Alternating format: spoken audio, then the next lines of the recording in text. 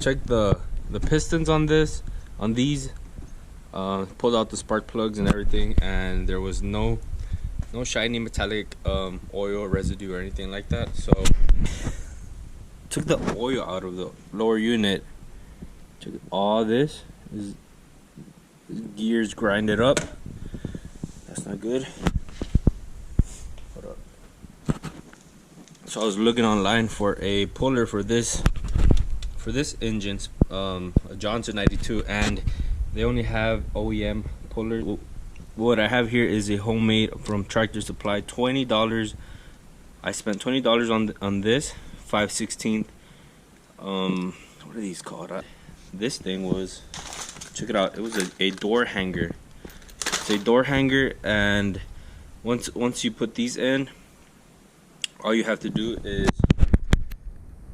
attach this onto that, and this piece of slab, it came, I don't know, it was in Tractor Supply right there through the area, and these two were spaced. It had holes right here spaced perfectly to align. I don't know why, I don't know, it was just perfect.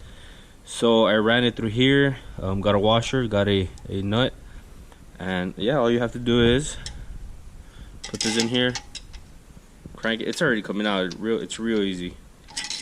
I can do it by hand. You don't have to go and spend $100+ bucks, $100+ on the OEM part. Oh my god, I'm nervous. I'm excited to see what's in here. Ah! There she is, boys. This is what it is basically. Just tie it right there. Boom, and boom, right here.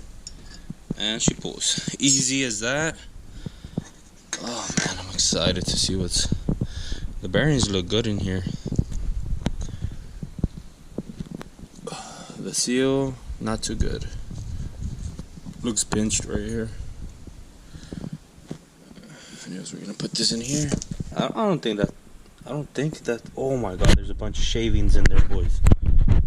Boys, this is gonna be a quick video on my Johnson200 rebuilt. Well, let's get into the video, guys. Here, let me show you. These are the old gears.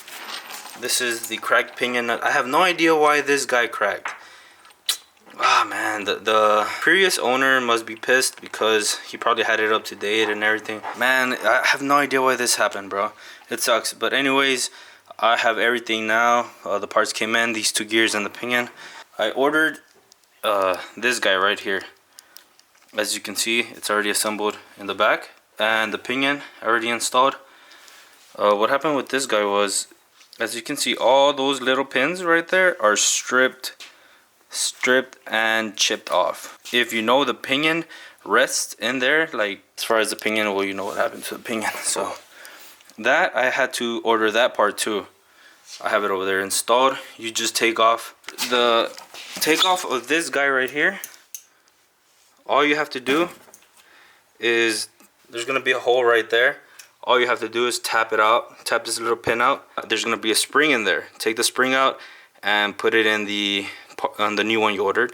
And all you have to do is put this thing back in, align it, put the pin back in there, and you should be fine. The only problem I'm having with, as far as tools, is on the internet, it's a 22mm. It's not a 22mm. I don't know what it is. I'm gonna go find out later. For this, this guy has some bearings inside, kind of like these right here. What I did for them to stick on the wall, use this grease, tack them in there, pack them in there real tight. This is a new bearing. This is going in first in the lower unit. I already have it cleaned out, and they're ready for assembly right here. I'm just gonna get this thing, stick it in there. Hopefully nothing falls, and then proceed to the next step, which is I have no idea. Alright guys, after an hour or so looking for this thing, it was already in there. I feel like a dumbass. Alright, make sure you line the hole with the hole right there.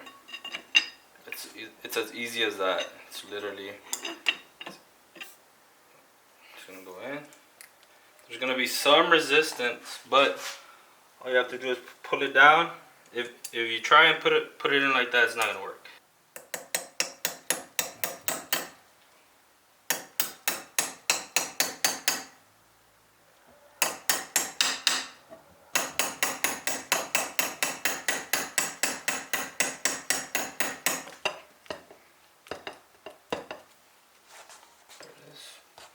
Should go up and down. That's perfect. Okay, this is pretty much done. Make sure to grease up your splines. I'm gonna go ahead and get the lower gear case and install this guy and then install this guy. Anyways, we're gonna try and put this in here. Attempt number 1. Let's go.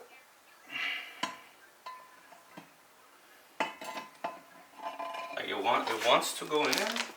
All right, it's in there, but the little lever thing is a little off. I'm gonna see if I can arrange it with this. Try and thread it on there. Remember, guys, clean everything before you even try and put it in there. All right, guys, as you can see, I have no idea if you can see in there. All right, everything's lined up, bro. All right, make sure you line it up. Make sure everything's facing up the right way. Make sure it's spinning properly. What the hell is the next step? Okay, so in there is a bearing that the drive shaft rests on right here, and the pinion gear goes here. These are gonna be the ones I'm going to be installing, and they are right here. Oh man, I forgot. I should have done that in the first place. Oh my god. I can't stick my hand in there and pack them. I'm gonna put some grease in there. I do recommend going in one by one. Once you have like 4 or 3 in there, pack it in there with more grease. Alright, I dropped one in there. Make sure you have this tool. This is like a really neat tool.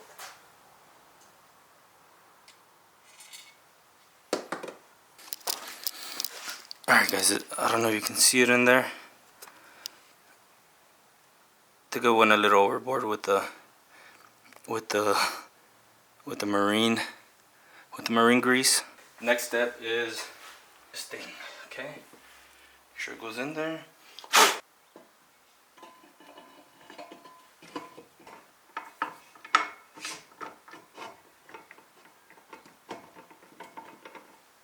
It's pretty much straightened out already. Bearings are in there holding up.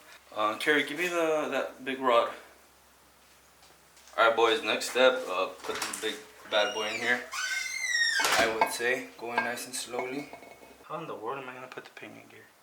And the pinion nut. Alright guys, first attempt on installing the pinion nut. Wow, I don't know if we're going to be able to do it. Alright boys, as you can see, pinion nut is in there, boys. Alright, pinion nut's in there, with the exception of this guy right here, the pinion nut holder. You need this. The way I got it in there, no special tool needed or whatever. I just put the pinion gear right here. I just basically put this whole thing down and like wiggled it until it went in the hole. Twist the drive shaft until it locks in place, until it just works its way in the hole and locks with the spline. So it's, as you can see, this thing is moving. Just flip it around until you can get it in there and push on the drive shaft and it should lock into place. Now you might be saying, how are you gonna get the pinion nut in there? I have an idea and I believe it's gonna work. Check it out. If you have one of these, put it like, I believe like this.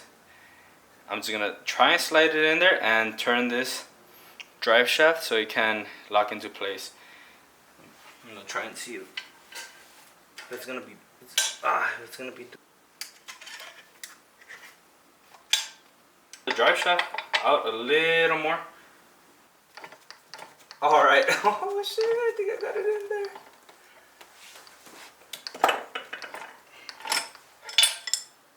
Oh yeah! Wow! I got it in there, boys. So perseverance. Oh yeah, you'll get it in there. Get yourself a wrench. Alright guys, I managed to get the nut in there. It's nice and snug in there. Trust me guys, it was not easy without the tool. I just put it on top of this thing. I managed to pinch it in between that and in between the pinion and the dog clutch. It stayed there. I turned it so I can tighten it. See? Oh, that's tight right there. I believe this is torqued down to like 80 pounds, 60 pounds. I did put some Loctite in that. Shit. Let me just double check if everything's alright, if I'm not missing anything. Alright guys, next step. Installing everything back. I already tightened the pinion nut. I tightened it really tight. That guy should go nowhere. So gear back in. Alright guys, I'm just gonna go ahead and tighten this guy right here, this side. This guy holds the bearing on the side. Make sure you tighten that back up. It's the screw like right next to the intake. Alright guys, well I mean this particular unit, I took it apart. It does not have any snap rings. Those big snap rings that you need those special tools, that special tool to get out. So I was pretty suspicious on that. I'm not too sure if this one carries those or not, but other than that, once you install the front gear, the pinion gear, and then the pinion nut, and then the reverse gear, pretty much what you're left with is your bearing carrier. So this guy, I'm just gonna re-lube the bearings inside, put some oil around this so it could slide in nicely and not mess up the rings, because this guy only has one on the inside and some on the outside. So I'm just gonna go ahead and install this guy. It's pretty weird. It does not have any guides. Alright guys, I managed.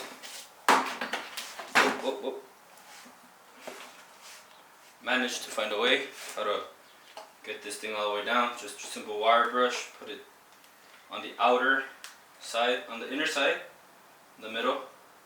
Give it 1, 2.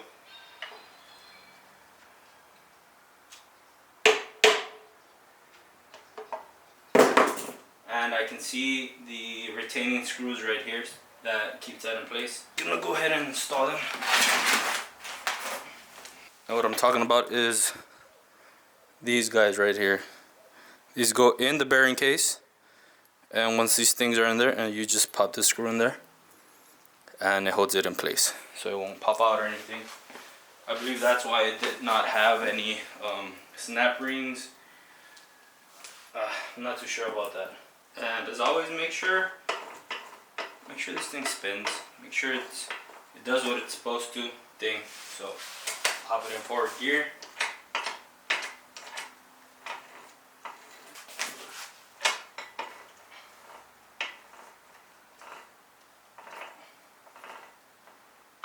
Reverse.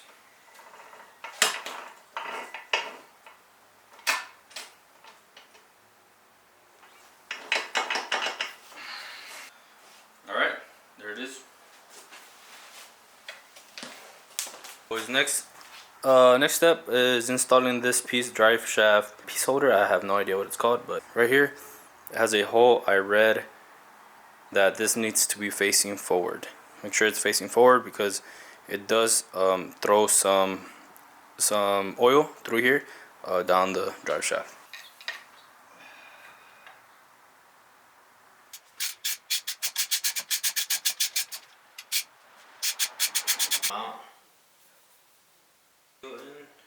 Make sure you